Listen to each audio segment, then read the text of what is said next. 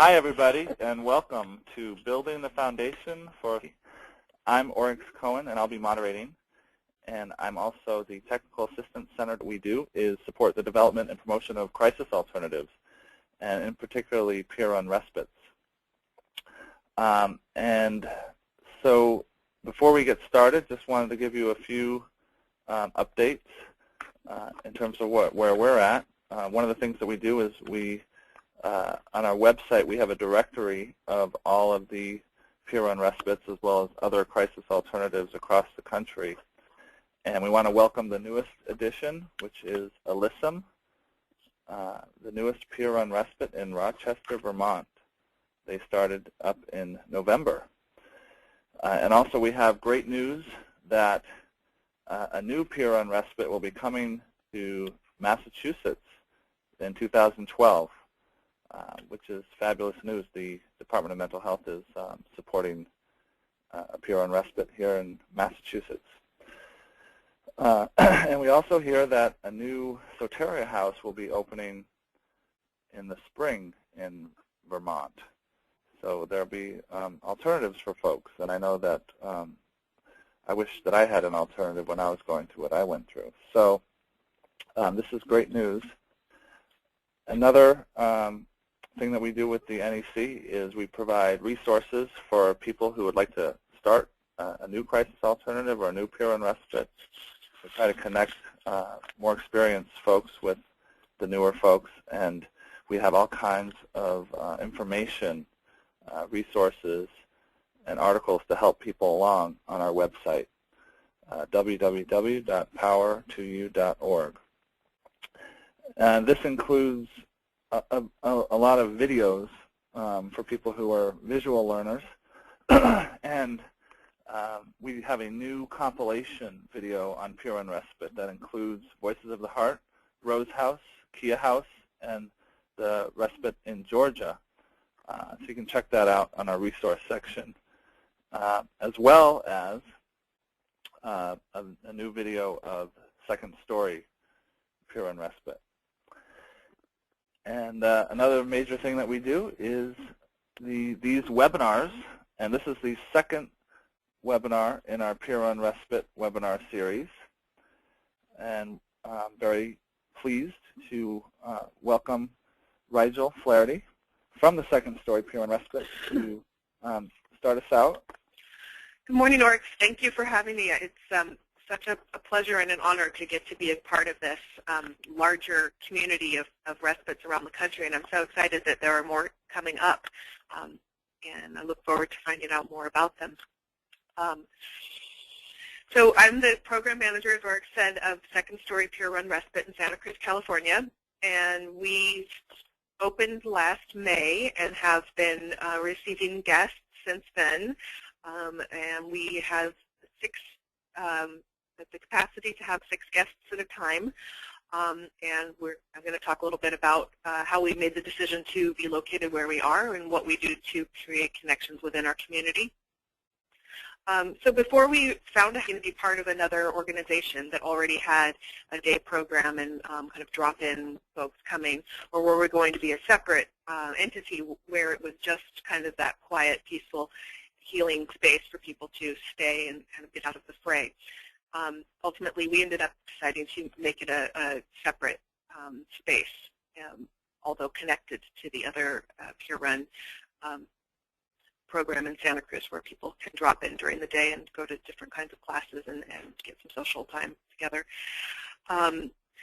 Another thing that we needed to make decisions about were about how many people is too many and how many people would be the right amount to have, and there's some balancing there about, to receive funding, we would have to serve a certain amount, and to make it a comfortable space, we have to keep it, to a reasonable amount of people. And we've found that 6 people, even when we're completely full, has been pretty comfortable in terms of how everybody, the flow of people and the amount of time that we're able to spend with people one-on-one or in small group settings.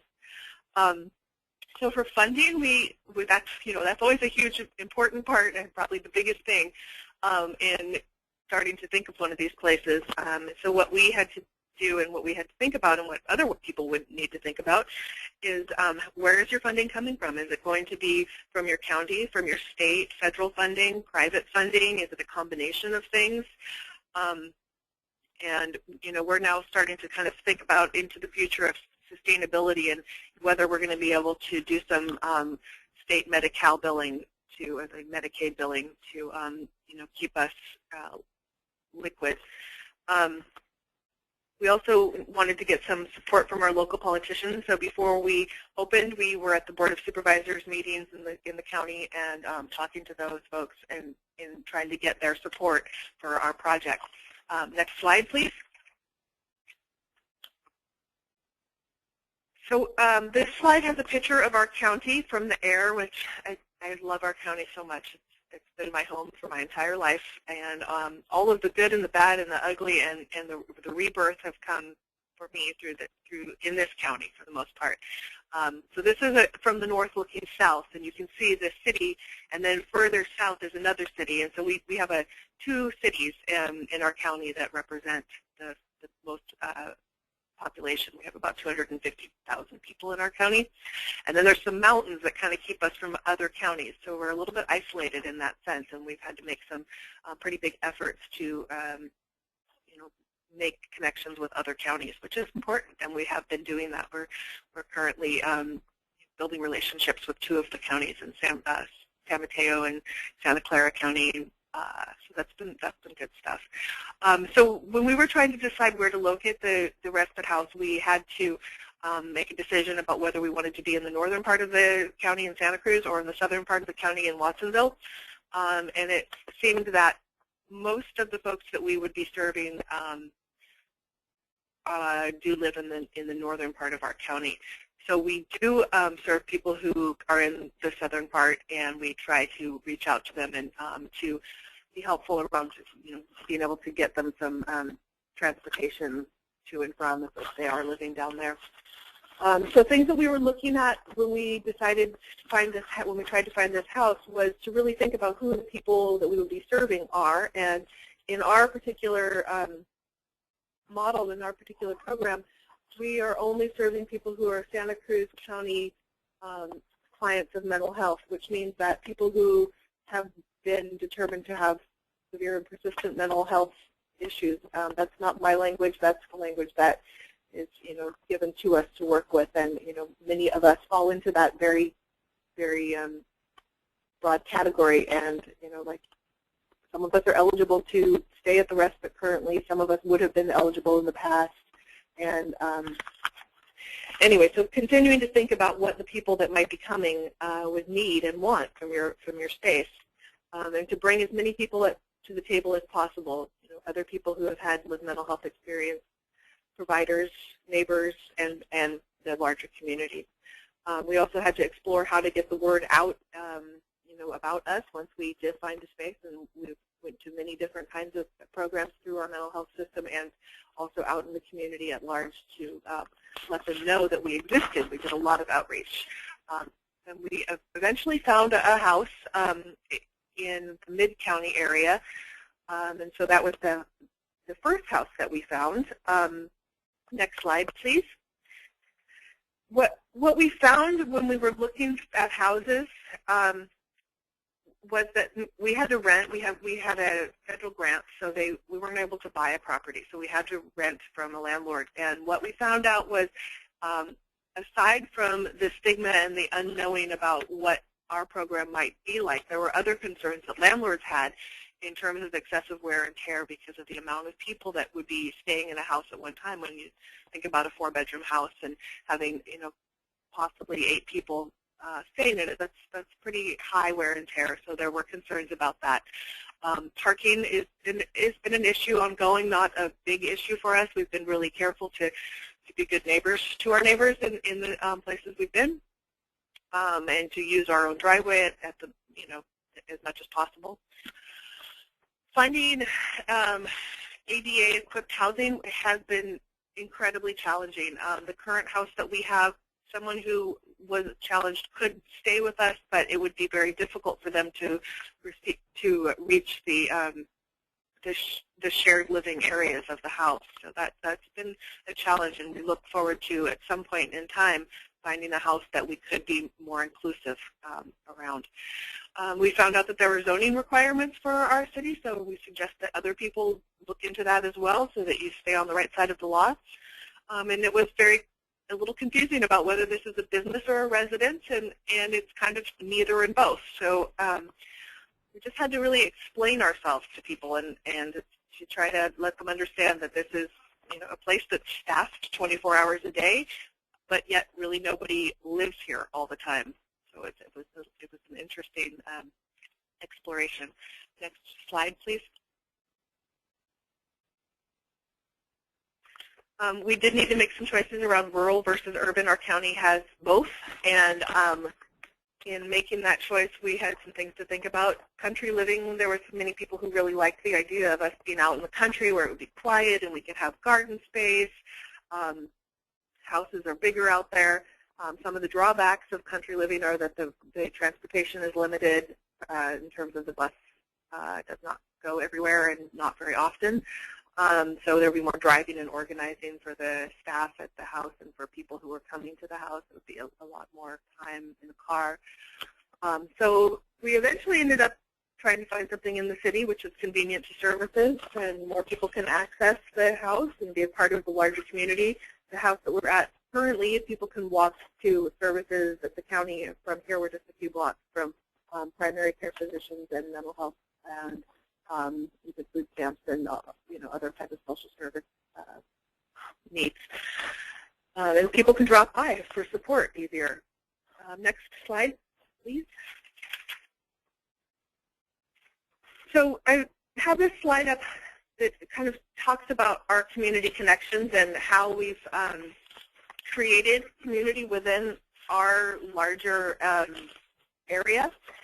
And so we have that kind of light-colored slide in the background because county mental health is really a part of each of it really colors how we do our job here, because we're part of that system. So second story is in the middle of this picture, and then MHCAN and Community Connection are two services that MHCAN is a peer-run drop-in center, and Community Connection is run by the Volunteer Center, where they do some job readiness and some other drop-in programs for people who have those mental health experience. We've created connections with Second Harvest, which is our food bank here in Santa Cruz County, and they've been extremely helpful in helping us to keep our food costs down.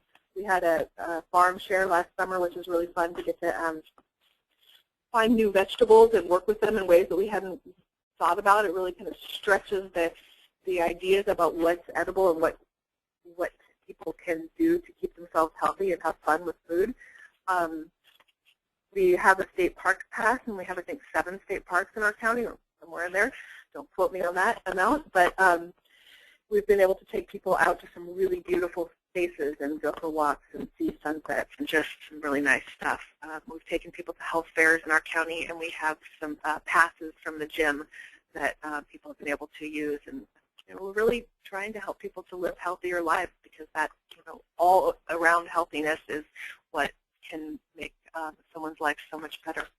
We did some training with suicide prevention and conflict resolution centers in our city, and we also went out to the supportive housing sites, and we work closely with the mental health supported housing in our community. There's 110 apartments and houses that people are able to live in and pay a portion of their income, and so we work closely with those places in order to help people to get through difficult times and be able to keep their housing. Next slide, please. So I'm going to go back in time a little bit, because we did have a little bit of a hiccup. When we were first looking for housing, we found a house in the middle of the county, and it was a really beautiful house. As you can see, the view from the living room had an ocean view, and just spectacular area, and located right in the center of both cities, to equidistant from each city. And we found that house, and we signed the lease, and we did not make prior contact with our neighbors. We were planning to let them know, after we had gotten all furnished and gotten ready to start. And we realized as we went on that was probably not the best method. The neighbors found out from a delivery man that was delivering furniture to us, and they started their own research. This is an upscale neighborhood with people who are owners of their own homes and have enough income and desire to really put up a big wall for us. We had a meeting with them, and it was one of those meetings that kind of is reminiscent of the villagers with their pitchforks, and it was pretty painful because they were very supportive of the idea of having something like this, just certainly not in their neighborhood. It just wasn't the right place, they said. They were concerned for us as peers that we might not know how to walk down the street without falling over, and we might come into their windows and take their medications out of their cabinets. I mean, the things that were said were really eye-opening and painful, and we realized that to stay in that neighborhood would probably be worse than to try to pull out and find a whole nother area, which is what we did. So next slide, please. So then we went back to the drawing board and we looked for other houses, and this time we spent a lot of time cultivating relationships with our neighbors. We found this house on Craigslist, the picture of our house, the front of our house, and we knew a woman who lived on this street who has a son who's in the mental health system, and she was able to really build that bridge between us and some of the other neighbors, and then we ended up having I went around to all of the neighbors before we moved in, and I either spoke to them in person or left them a letter of introduction letting them know what we were going to be doing and that they could call us 24 hours a day. If they had any questions. After we signed the lease, we went out again and met the neighbors and talked to them in person and tried to address their concerns. Or most concerns were about parking and the amount of guests and who they might be. And we were really able to kind of blend into our community by being good neighbors. So this has been a very different kind of a homecoming. We feel like we're a really good part of our neighborhood, and we create a healthy neighborhood. Next slide, please. So some of the things that we've done in our house, that's a picture of our backyard and people at our open house, which we did last summer, and it was a beautiful event. I think we had over 100 people come. We had all kinds of people come, providers, neighbors, potential guests came, and it was a really beautiful event. We'll probably do another one similar to that next summer.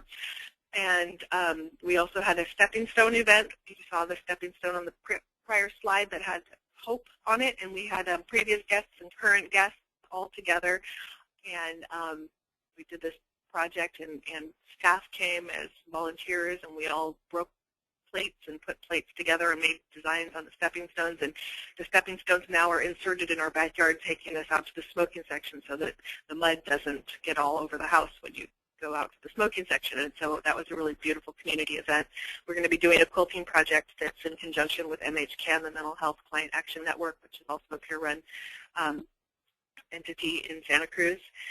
So those have been some of the ways that we've created community and become part of a larger community. And some of the things that we serve people for and the reasons people come is they have challenges at home. They might be isolated or having difficulty with housemates and family, are overwhelmed by responsibilities, relationships, and health. And based on the intentional peer support model, we really try hard to bring to them the idea of what might be different here and how we might challenge them in finding new ways to look at things that are going on for them. And so that really lovely conversational model of I share with you, you share with me, and we create this reciprocal relationship has been a beautiful thing to watch happen at our house, and challenging, but really, really lovely. Next slide, please. And this is our logo, and we also have a website now, which is the www.secondstoryhouse.org. And we also have the website for Santa Cruz Community Counseling Center, which is our nonprofit that oversees us. And, this experience for me has been the culmination of a lifetime of experiences that I never knew could become positive, and that's what has happened for me, and I hope that that is what is happening for other people who are coming to stay with us and work with us and get to know us throughout the community.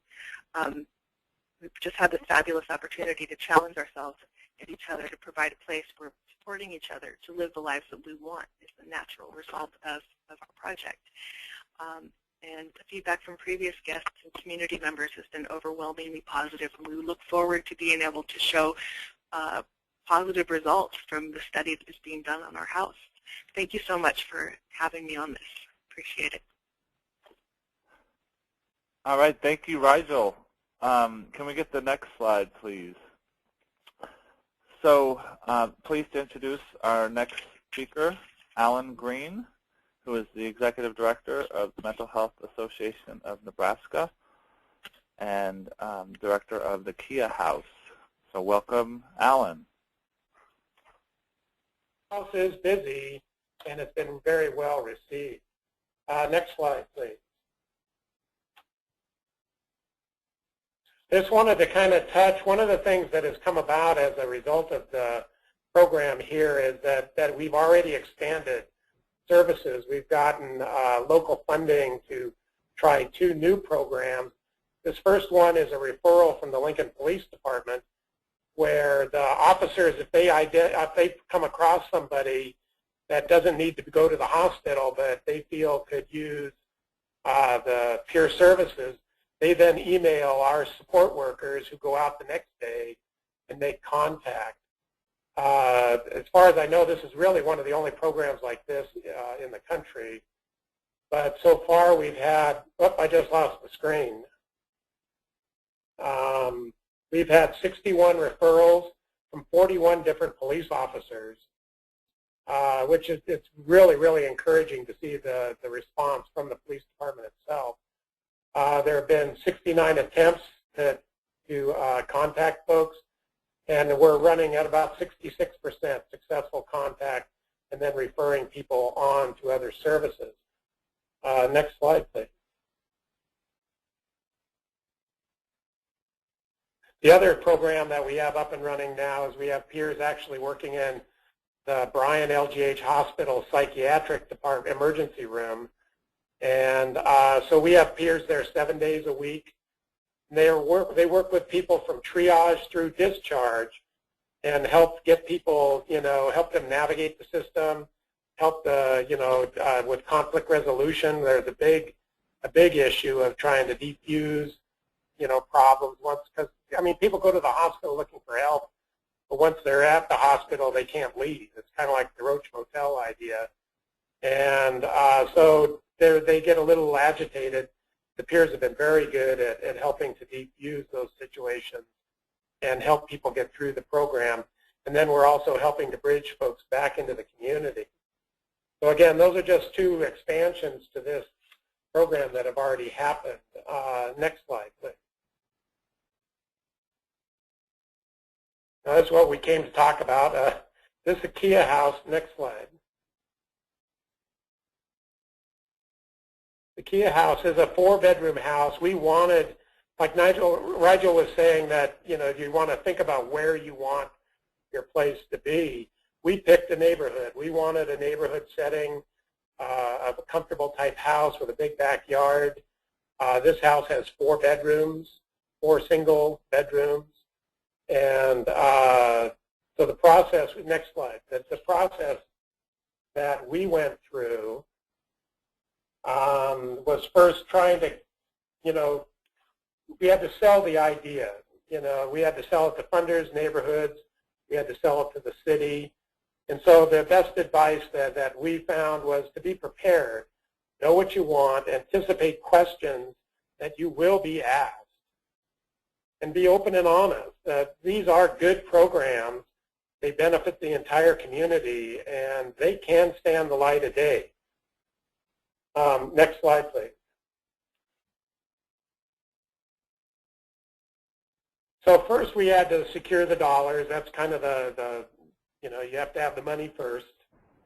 So we did a number of different things. We actually worked with Steve. We leveraged Steve's services when we had one of the consumer networking grants for working out in the state. But while Steve was here, he also was spreading the word about the Rose House and just kind of planting that idea in people's heads of what's possible. And then a couple years ago, we actually were able to take a couple of the reps from the local regional authority, the funding authority, back to a Niaparas conference. And Steve just happened to show up with a van, and so we hijacked them and took them to the Rose House. And once they saw the Rose House and once they had a chance to visit with the guests and the staff at the house, we had them. So at that point, we had them nailed down. We were going to get the money. You know, we had cheerleaders, powerful cheerleaders, to come back and work with us. So once we came back, then we developed an advisory committee because we wanted to have input from the consumers that would be using it. We wanted to start marshaling our allies. The University of Nebraska, Lincoln were early on partners, and they have been doing a lot of our data. We had graduate students, so our data work was free, which was very beneficial. So don't forget to take advantage of the schools in your neighborhood. We contacted providers because, again, we wanted to alleviate any surprises. They all kind of projected doom and gloom, but we moved ahead anyway. And then a big one was law enforcement. They have turned out to be probably singly our biggest allies in this whole process. It's even to the point where if they visit with somebody and they don't think they need to go to the hospital and they might want to go to Kia, they let the person use the phone, their cell phone, to call in their reservation, and then if there's a room, the police will have actually driven people to the house and help them carry their belongings in. So don't forget about law enforcement. They can very much be an ally. Next slide, please. Then the next step was the neighborhood defined. Kind of, again, like Rigel said, that's not an easy process, finding the house that you want. It took us about 3 months to find the perfect place.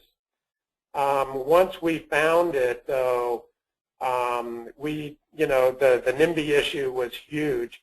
Before I came to MHA, I ran a homeless day shelter here in Lincoln. So I was, downright paranoid of NIMBY. And so we took a very overt, very outgoing role to get the word out. We went door to door in the neighborhood to talk to people, let them know what we were thinking about doing. We held public meetings and answered questions. A lot of the concerns were, again, like Rigel had spoken about, traffic, parking, a lot of safety issues. They were sure that, we let those people in the neighborhood, their children wouldn't be safe. So we had a lot of those types of issues. There were even the folks that were saying that if we came into the neighborhood, it would ruin property values. So we had the data to back up the fact that actually it's quite the reverse. That we take, we took a piece of property that was a rental, a party house, and turned it into a nice, quiet, fixed-up place in the neighborhood that actually enhanced the neighborhood. We invited neighborhood folks to join our advisory committee so that they were in on the ground floor and knew everything that was going on. And then we kept them informed throughout the whole process. That is critical. You want the information flowing back and forth. And then we held an open house just before we opened before the grand opening, so that the neighbors could actually see what it was, what the house looks like. Next slide, please. The communication is a big thing, and it kind of played out when we then had to sell the idea to the city, because since we put it in a neighborhood, we had zoning issues. They weren't quite sure what the project was because it doesn't exist around here. Steve Miccio's program is actually considered a bed and breakfast. We tried to do that, but in Lincoln, a bed and breakfast can only be in a historic building. So initially, the planning department, who actually liked the idea and became an ally in helping us go through the system. They initially called it a convalescent home because one of them looked in the dictionary and found that convalescent homes were where people go to recover. So that wasn't exactly our first choice, but it was good enough to get us through. After we got the recommendations from the planning department, we then had to get the use permits approved by the city council, and that's where it gets a little more sticky. That's where we had to go to the meetings. They're all public meetings, televised. So, we went prepared. But one of the things that happened when we did our presentation, while we were getting ready to go to the city council, the house next door sold. And the person that bought it, the realtor and the people that sold the house didn't bother telling the new buyer what was going on next door, even though there was a zoning sign in our front yard, so you'd think that somebody might have an idea. But anyway, they complained, and the city council tabled it for a month. But what we did that very next day, after we received word that this person was unhappy, we went and visited with them, and took them, they went through the house, understood exactly what it was all about, so that when we went back to the city council for our second attempt, that new neighbor, the one that had the concerns, was the first one to stand up in favor of the approval of the project. So again, it's very, very important to be upfront with folks. These are good programs. It was almost more important to tell people what the house wasn't than to even explain what it was, because they're all afraid of halfway houses and treatment houses and all that sort of thing. So you definitely want to be prepared and be open with the projects. Next slide, please. And where we are now, the relationship with the neighborhood is really phenomenal. We are members of the neighborhood association, and one of our staff is actually on the board of the neighborhood association. We participate in the neighborhood activities, the garage sales, the 4th of July celebrations. We've had cookouts, those sorts of things, so that the people they really own this project, to the point where they come in the spring and plant flowers in the yard and then decorate the house for the holidays, and that's Christmas trees in every room and the whole ball of wax. It's really, really cool that the fact that they have bought this concept so well. So the future, again, we've been able to build on this project, and as I said earlier, have 2 new projects, both with the police department and with the local hospital. And Lincoln is now undergoing a review of their community mental health center. The county wants out of the business, so they want to get rid of it. And so now they're trying to figure out what to do with the services, and yet now peer support is such a big deal, and people like it and like our outcomes so far, that there's a lot of talk about more peer services to help absorb some of those that would become open when the community mental health center closes. So that, once these houses, once your project is up and running, and people can see that it is not only not a danger to the neighborhood, it actually is an enhancement, that it helps people stay in their homes and stay working, that then there are more and more opportunities coming about. Again, it is really an exciting time here anyway. Where a lot of other communities are having problems. It's just mushrooming out here, and the trick then is actually keeping on top of everything. So again, our programs, you can go to the next slide, the last slide. Our program, our organization is accredited through CARF. I'm not quite sure if any of the other peer programs are yet.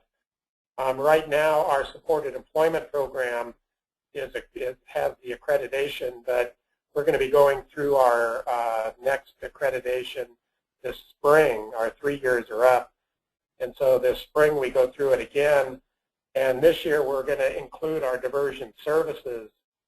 And I'm not sure how many of those are out there that are accredited. And we're also going as a population-specific designation of consumer run. And we're really going to start advocating for the accreditation process, because if anything, it adds a degree of legitimacy to what we do, and definitely the funders like it. So that's kind of where we're at, Orks. I'll let the program proceed, and hopefully we'll have some questions at the end. Thank you, Alan. So yes, we have a lot of really good questions, and I just wanted to recognize that we're having a lot of questions directed towards Rigel and Second Story, and we will. But our plan is to talk more about general questions that affect all the peer respites, and then see what we can get to. So our last speaker is Clint Taylor from the Peer Support and Wellness Center in Decatur, Georgia.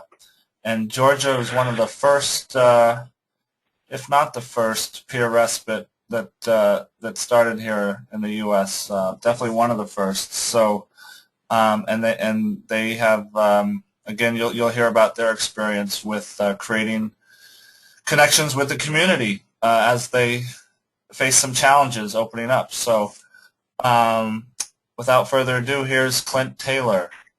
Welcome. Thank you, Orks. I really appreciate the opportunity to talk about the Peer Support and Wellness Center because it's something that I'm personally very proud of and very happy to be associated with. We're located in Decatur, Georgia, and we opened on January 30th of 2008.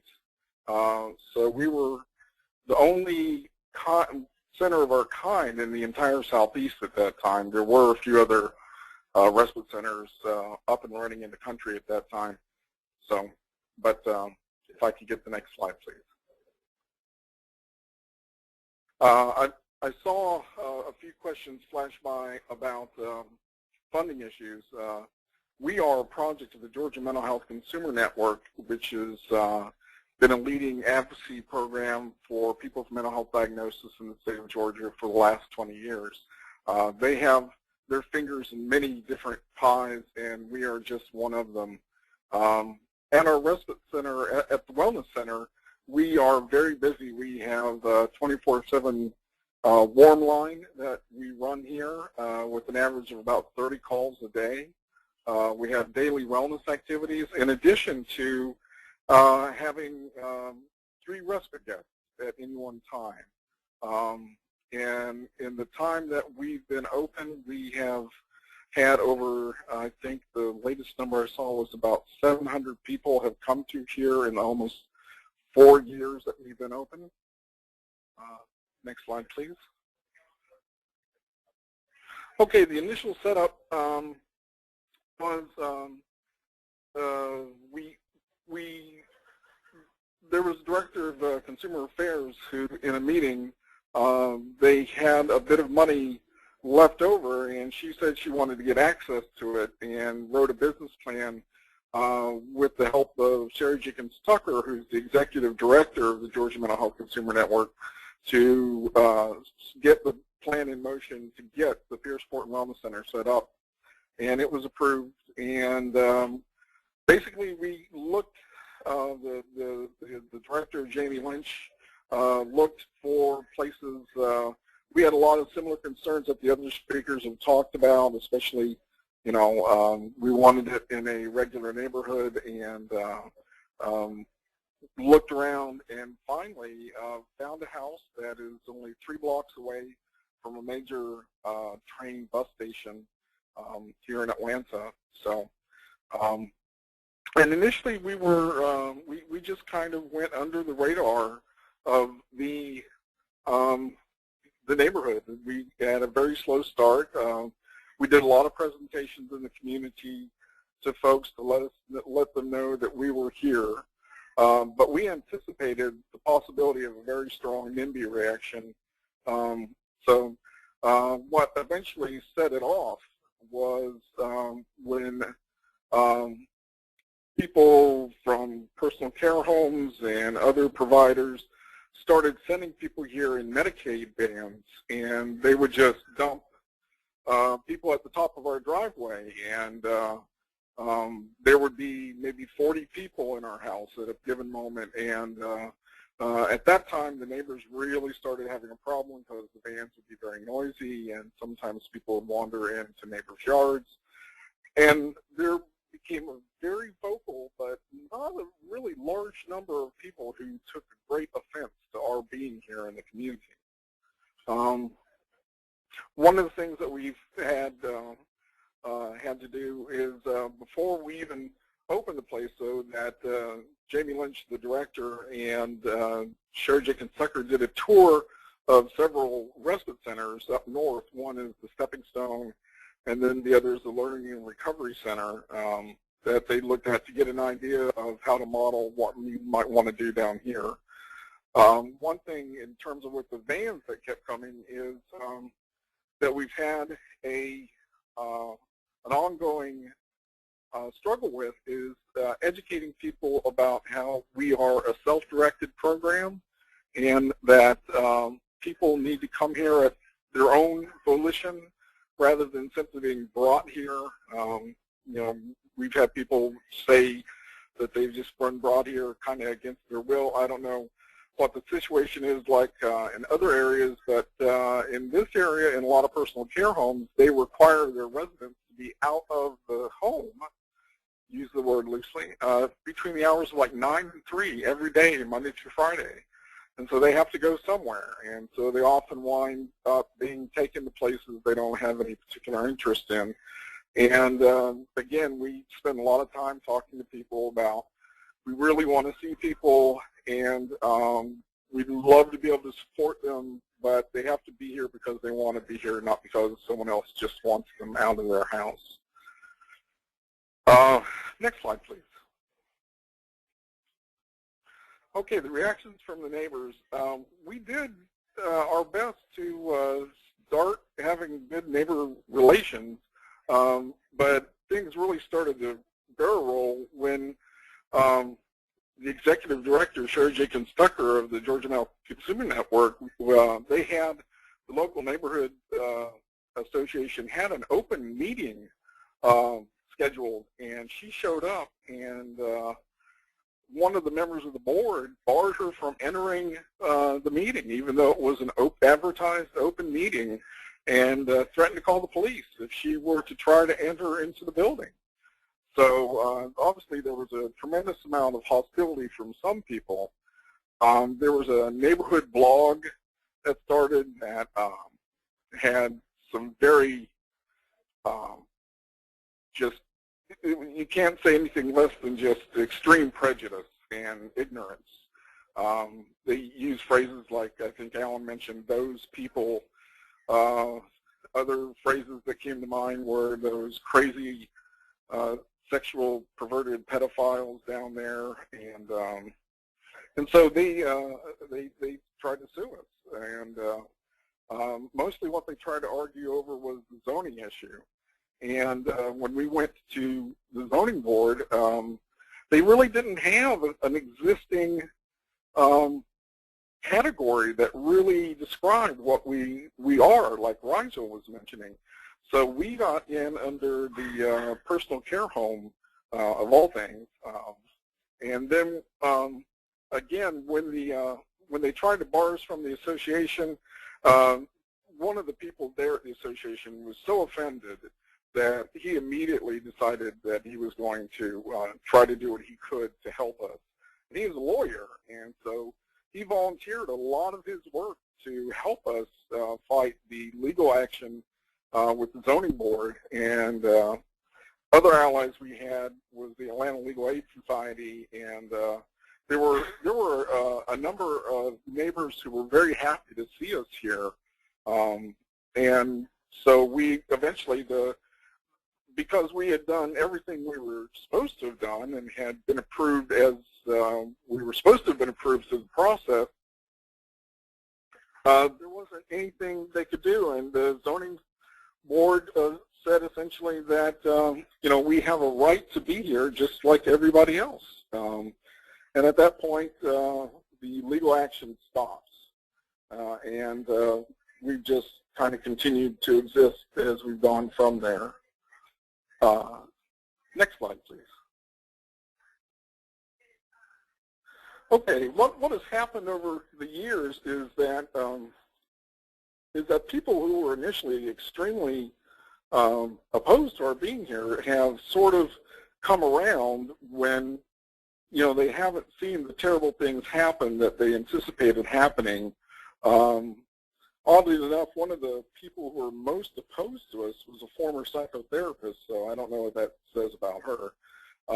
But we are now a member of the Neighborhood Watch Program, and we are now an active member of the Neighborhood Association. And I think it's a real sign of progress in that, from seeing people put on their blog that they are worried about the crazy pedophiles down there, we have been given safe haven status designation so that children who feel they're in danger can come here for safe haven, while we would contact their parents and the police if necessary. So that's a real personal victory that I'm very happy about. Also, we've been able to do things like co-sponsor a recovery group at the local church down the street from us. I helped them with a community garden project, setting that up. But things have come a long way. We now are able to attend the neighborhood associations, and we just are accepted. They even have a little table that they set up about our program, and we have put out materials so if anybody has any questions, and we go to their potlucks occasionally. But people have come to see that basically they were just working on a lot of very much unfounded fear. And we have been a good neighbor as much as we can be. And at one point in the blogs, when they kept making references to those people, I wrote a response saying, whether or not you are aware of it, there have always been people on this neighborhood who have mental health diagnosis. They're all around you. They just may not be all that vocal about their situation. So just to kind of take away the sense that we were invading the neighborhood. Being able to sort of become a non-issue in the neighborhood has really been a nice thing. Next slide. Okay, our current status is we're going to be celebrating our 4th year anniversary on the 30th of this month, and that's real exciting. And every anniversary we count as a real exciting time where we open it to community and all the peers that come here, and we usually have a really nice party. The other thing that's real exciting is that we have opened sister centers up in North Georgia several months ago, and they're up and running, and they're developing their own challenges that I think some other folks made brief reference to, like one is located in a rural area, and like I think it was Rigel mentioned that transportation is often an issue, and we found that to be true too. But we're hoping that one thing is that the Department of Behavioral Health has us collect information regarding the running of this place in terms of statistics and satisfaction surveys, and I read them every month when they're collected, and the information we collect goes right to the state legislator, and they I think we're able to demonstrate that we're really a very cost-effective alternative that people much prefer to being in a hospital. So next slide, please. So I would just encourage people to be bold if they're interested in trying to open a peer respite center. because we have the right to exist in any community. And I understand that NIMBY is a very big problem in a lot of communities, especially like ours. But we've just found the idea of just going ahead and opening and then attempting to make the relationships grow to be just the strategy that we wanted to go with. So it's very exciting hearing from the other people about the process they went through. And I hope from all of this that people can take what they need to move forward and put up their own respite centers throughout the country. All right, thank you, Clint. So this is Oryx again, and thank you to all our presenters. And now we have a little over a half hour, actually, which is great for the discussion piece. We've gotten so many questions. I imagine we're not going to be able to get to them all with the remaining time, but with the ability to save all the questions and to get back to you, we can definitely do that individually as well. And I encourage people who have questions directed towards specific people or respites to contact those people. I believe all the contact information for people is on the presentation, so you can also contact the presenters directly. The game plan for the discussion here is to focus on questions that all the panelists could have a chance to answer, and that and that are more focused on the topic of this webinar, which is building connections in the community. And so the first question, which is actually directed towards Alan, but I think that everybody could respond, or a couple people could respond if you feel inspired. The question is, I have a house I would like to turn into a respite. The biggest trouble spot for me has been my neighbor, who has 2 children in primary school. He recently moved and will be marketing his house in the early spring. I'm only beginning to work on the idea, but I am wondering how you think I should broach it with the selling neighbor. Can you give me some strategies, a few recommendations about what the current owner and realtors need to be informed about?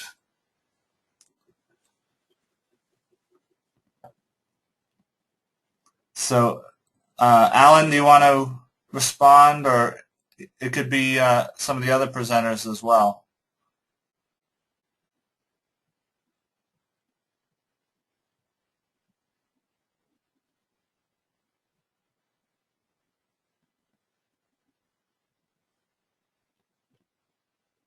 Anybody? Are we still here? I might be unmuted. Okay. I don't know what's going on here. The first thing to do is, is to talk to the person, find out what their concerns are. I would imagine, since they're trying to sell the property, they're afraid that if this is next door, it's going to scare away a buyer. The only way you can combat ignorance is with information. And just be as open as possible. We have information, we have data that we have, and we, again, with the police department, a great reputation and working relationship with the police department to show that the project itself is not a danger to the neighborhood. It's not hazardous in any way. It doesn't affect property values. But a lot of it comes down to, traffic, so you have to try to figure out alternatives to, anticipate the questions that the people will have and try to come at it with answers. But the best is just open communication and talking with people. Again, I know that I'm available to help. I would imagine the other presenters and the other organizations that have houses would definitely give advice on this too. But again, ignorance is everywhere, but the best tool against ignorance is information. And I'd just like to chime in, this is Rigel, about For us, one of the things that really alleviated neighbors' fears was that we are staffed 24 hours a day. I think that really helped them to feel like there's always going to be somebody who's paying attention to what's going on the property. Great. Okay. The next question, and just a reminder to the presenters to unmute yourself right now so that we don't have a problem with the mute. People can't not hearing what you're saying. So the next question is, what type of outreach was done with local politicians? Were other community activists or leaders involved in the startup / community engagement? This is Rachel again. We were in contact with our county board of supervisors prior to getting started, and during the process we invited our city council members to our open house, and we're in contact with Sam Farr, who's our local representative. That's how we did it. Okay. And yeah, we did. Oh, I'm sorry. Go ahead. I'd say we did exactly the same thing. Lincoln is the state capital, so we also included the state senator that represented the neighborhood also. Okay. The next piece is more directed towards Alan. We had several people who wanted to hear a little more backstory on your connection with law enforcement and how that came to be, and how it looks right now, what kind of training you're offering them. Just a little more details on your relationship with local law enforcement. Yeah, you bet. It's really kind of funny because, again, my whole fear of NIMBY and running a homeless shelter, we had a kind of a precarious relationship with law enforcement at the homeless shelter, as you could probably imagine. So I was a little apprehensive of approaching the police department, but when I finally did, the first thing the police captain said was, you know, my God, we wanted something like this forever, you know. And so they immediately, it was like, whoa, where was my fear from? Because they actually saw this as a benefit, immediate benefit. So again, we engaged early on and continue to do that. There's a local law enforcement training that happens annually that we are a part of, a very active part of, to help train the police officers themselves on responding to certain types of calls about what, you know, so it's actually grown. We are actually doing a poster session at the National Council of Behavioral Health I think it's in April in Chicago. We're doing it with Steve Michio, and we are bringing the police captain that we work with us to Chicago to talk to people too. And so when folks, you know, have a question about what's going on, it's like, well, talk to the cops, you know, if you really have an issue. We had worked with some folks in Massachusetts. I think, Oryx, you were at that meeting, and there was a representative from the local police department there, and he was very concerned. And so we hooked him up with the Lincoln Police Department and the person that we've been working with, so that the guy could actually go talk to another cop and find out that a lot of their fears were unfounded, and that actually this is a great ally for them in helping to get people where they need to be to get the help they need. You know, the cops are really good folks, and really they aren't out to bust heads, not around here anyway. And in all things considered, they want the best for people, and we offer them a great alternative, and they're very appreciative. Great. Okay, so now we're getting to some more general questions, not so much focused on the community, but these are important questions as well. And one of the questions was, can all the presenters please give us an idea of your annual budget and seed money needed to get started? I'll tackle that. This is Rigel. So we have approximately a $550,000 annual budget. That's how much it's costing us to operate the house currently. We actually got news from SAMHSA that beginning in October 2012 for that year, 2012-2013, we will be getting a reduction in funding by 55%. So we're now trying to figure out how to continue to keep going for a little bit longer than that amount of time. So at this current time, we're really looking at that question deeply and trying to see if there's going to be a way to bridge it over to the county's fiscal year and see if they can maybe help us out with staying solvent. Yeah, this is Alan. I'm really sorry to hear that, Rigel. That's too bad. Hopefully, yeah. You have some data to show the locals that this is actually a benefit, to the community. But that's really too bad. Yeah, the longer that we stay open, the more data we'll have. We have 6 months basically right now, and we'd like to have at least a year and a half to continue to show that it is successful. Yeah. Well, let me know if you need anything from us. Thank you so much. You've been great. Kia House, our funding, and it stayed constant. We haven't gotten an increase, in other words. But we're just under 300,000, about 270,000 is what we operate on. That's a very tight budget. I would encourage folks to try to have a little bit more. Obviously, it's geared towards the neighborhood, the property values, and everything locally that you have to deal with. But staffing is obviously the biggest expense.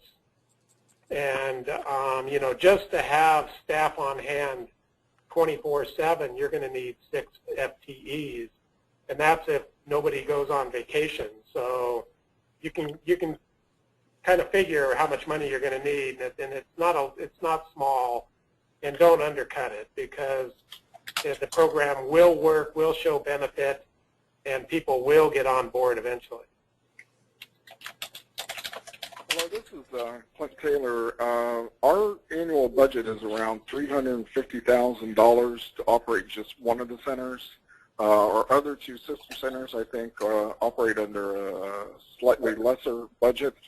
But one of the things that we've been able to do in terms of collecting information is, for example, to be a patient on the 13th floor of Grady Hospital's locked psychiatric unit. Their daily fee is $442 a day, not counting doctor's fees. And our cost for maintaining someone in respite is a very small fraction of that.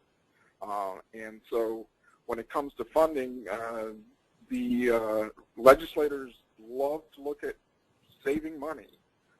And then they look at the information we've gathered on the satisfaction surveys, and I mean it's not rocket science when you put those 2 things together. So they're very, very enthusiastic about our being here.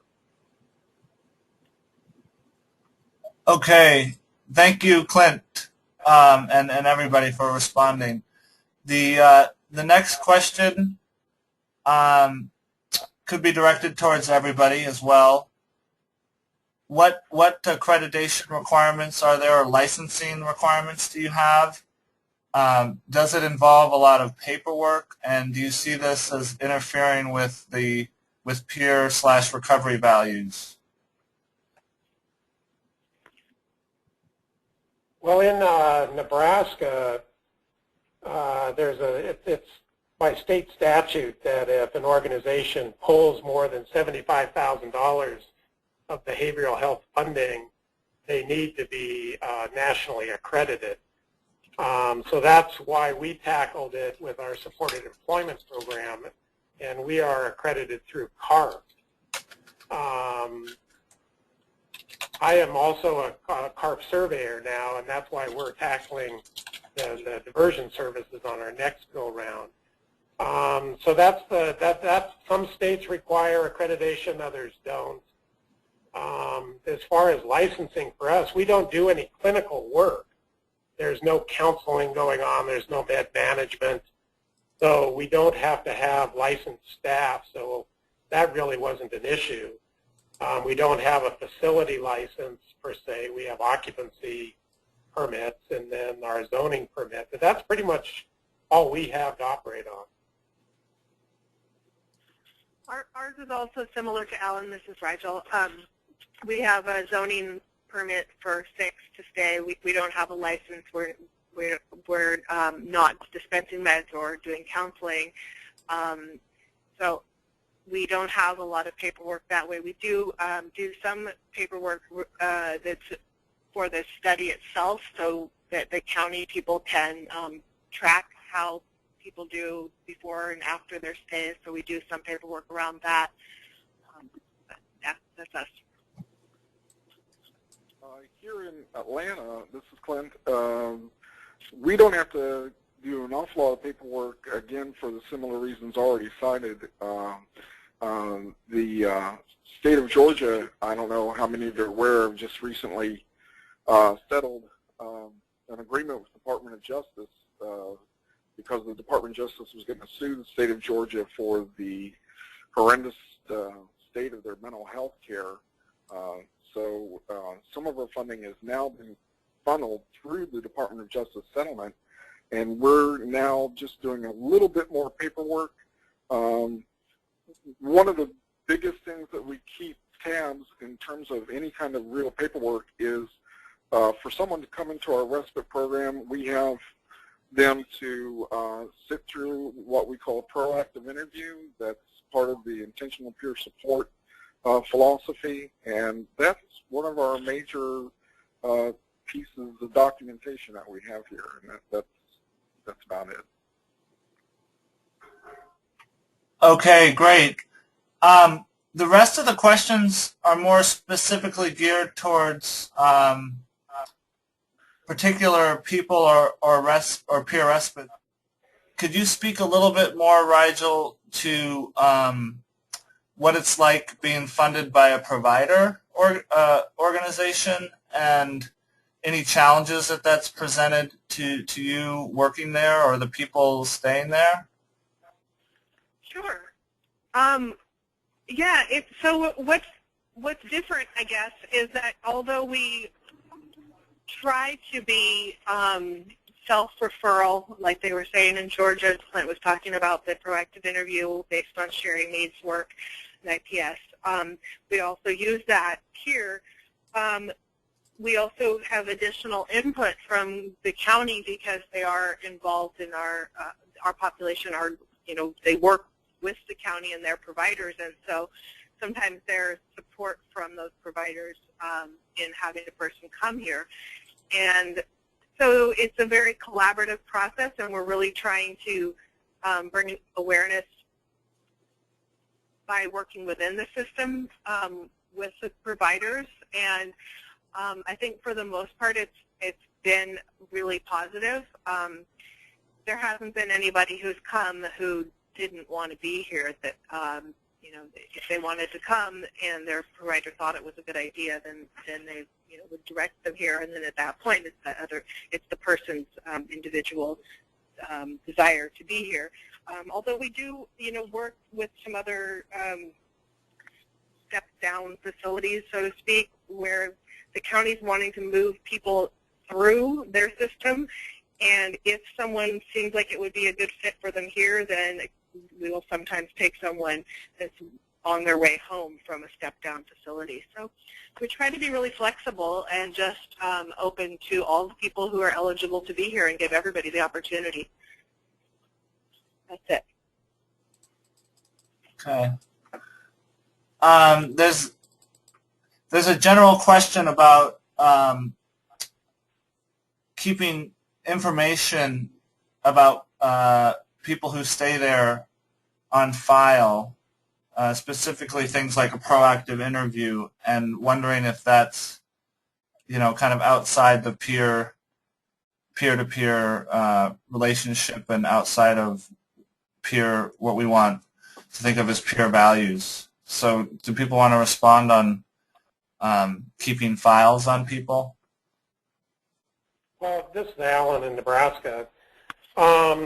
We do keep files, and we find that it's very important. First off, the guest can see the file at any time and can write in their file at any time. But we have to collect certain types of information because the Magellan system is, Magellan is who manages the state's behavioral health funding and stuff, so is our administrative service organization. So there's certain information that we have to collect. If we didn't want to collect it, we didn't have to take the money. So it's one of those types of things.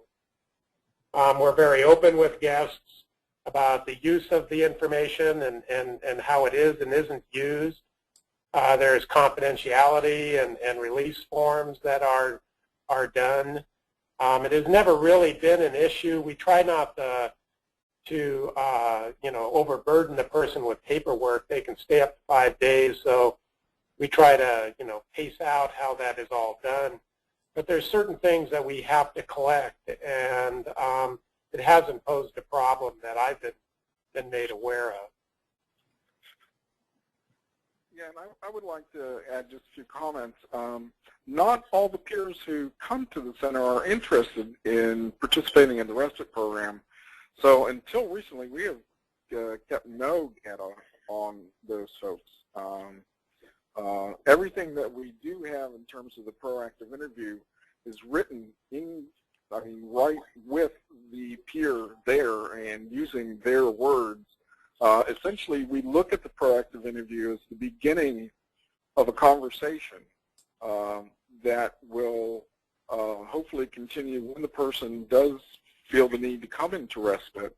We recently have been informed by the state that there are certain kinds of information they want us to capture on people who use our services in conjunction because of the funding through the Department of Justice Settlement has identified certain groups of consumers that they want to make sure are getting increased services, and so we just collect that information as well. But we're HIPAA informed, and all the information that we collect on people is strictly confidential.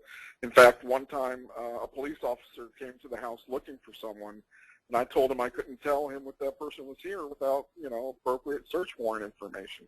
And he turned around and said, okay, well. So we're very, very serious about the privacy of our participants. Okay, so how about we do one more kind of sensitive issue question. For this one is directed at Alan, so we'll put you on the hot seat again. One of the participants was looking at their website and noticed that for a Kia House there's some requirements such as you must not be in crisis or severe emotional distress, you must not have any known physical illness, fever, flu symptoms, intestinal distress, etc., and you must be able to maintain acceptable personal hygiene. So she has a question about why do you have those requirements?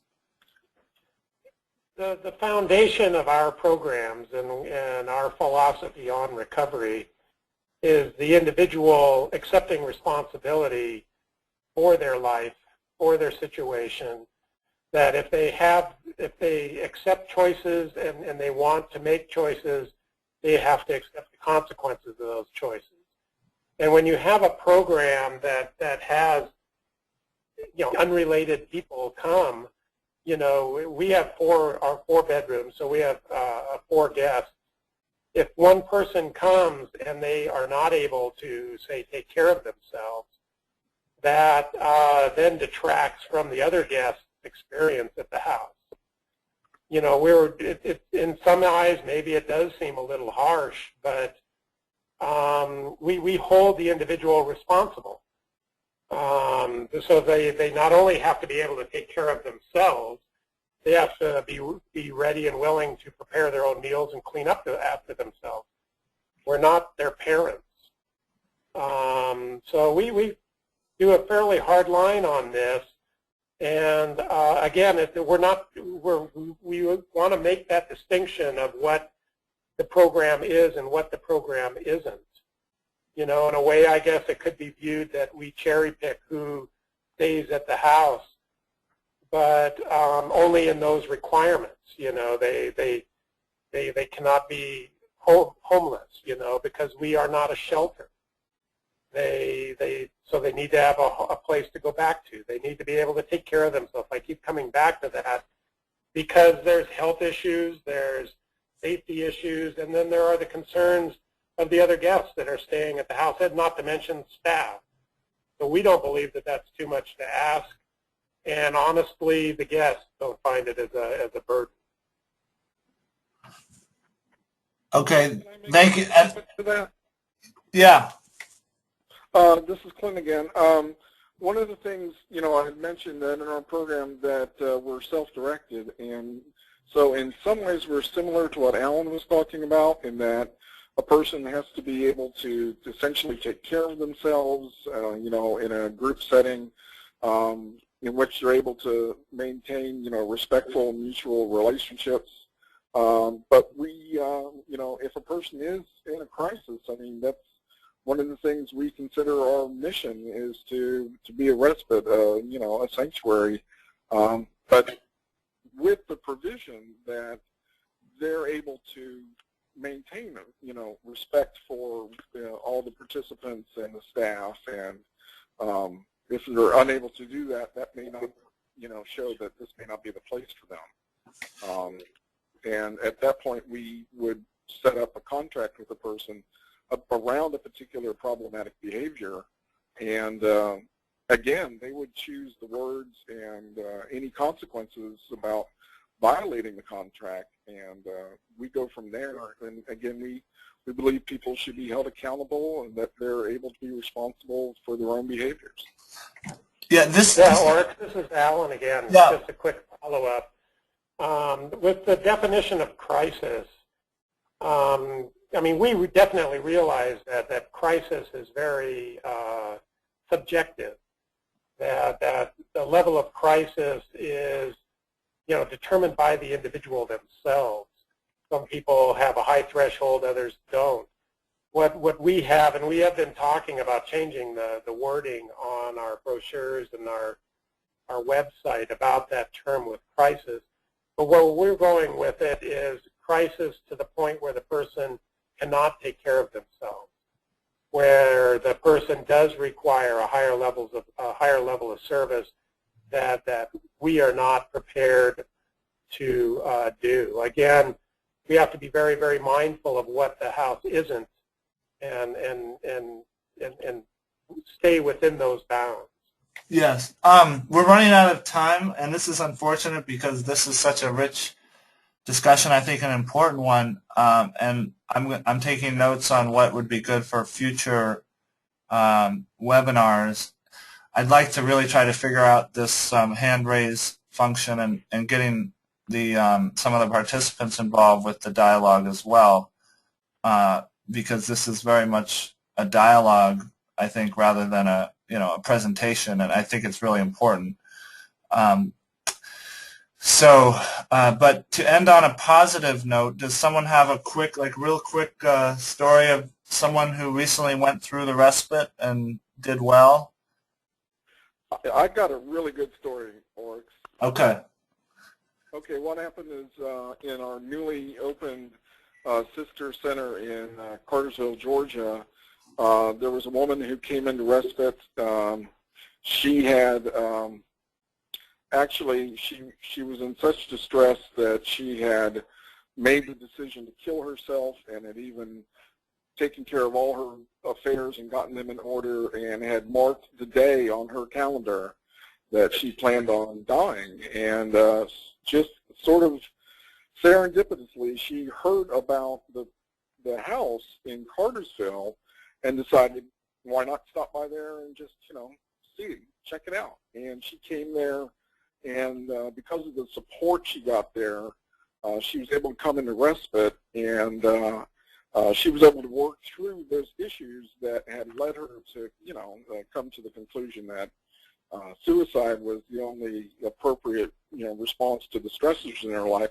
And she has actually wound up becoming one of the staff at the Cartersville Center. So she went from through desperation to being able to embrace a hopeful future.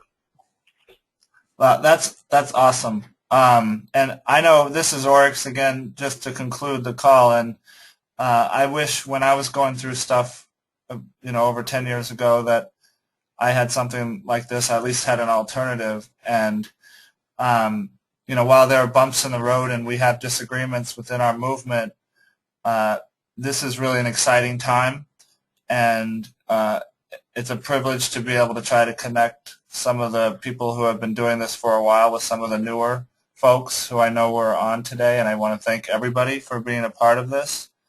And we're just going to keep this movement going and keep an eye out for our next webinar, and we'll keep trying to improve things. Again, apologize for any technical glitches today, and I know a lot of the questions we didn't get to a lot of the questions, but we'll be trying to get back to you individually in a timely manner because we are able to save all the questions. So thanks again, and we'll be in touch soon. Have a great day.